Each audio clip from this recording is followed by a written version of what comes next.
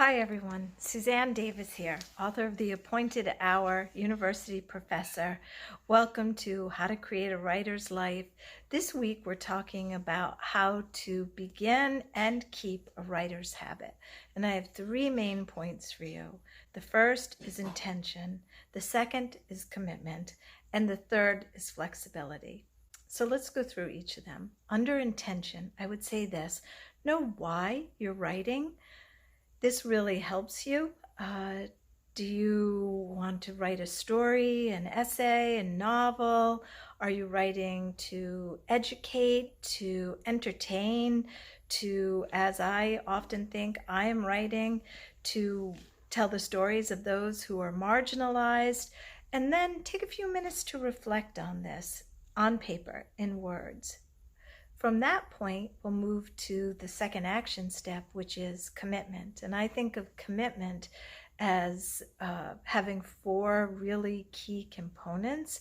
The first one being to brainstorm now, taking what you have thought about with the number one, why you're writing, and are there characters that have started to bubble up, or stories that sort of captured your interest? People sort of told you something and you were curious about it.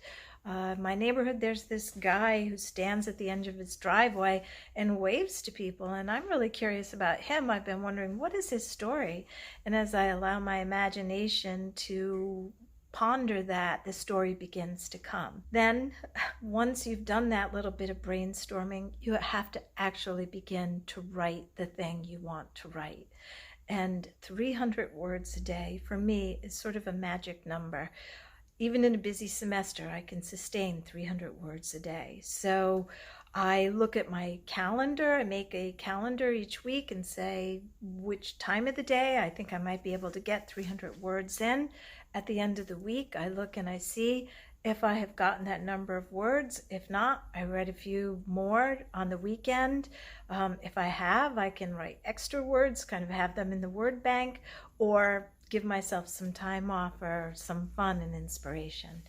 So the fourth part of the commitment component is to avoid blocks. And actually, I see that as an action step.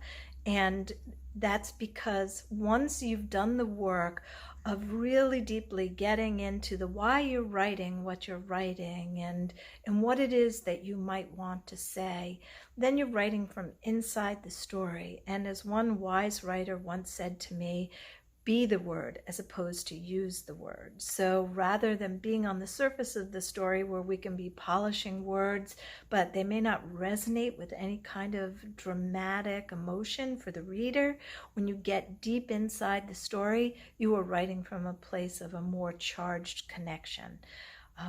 So then the third big point is flexibility, because when you do all of those things that we've just talked about, your story, once it's on the page, is going to grow and change. Your characters grow and change. They may surprise you doing things that you didn't think they were ever going to do.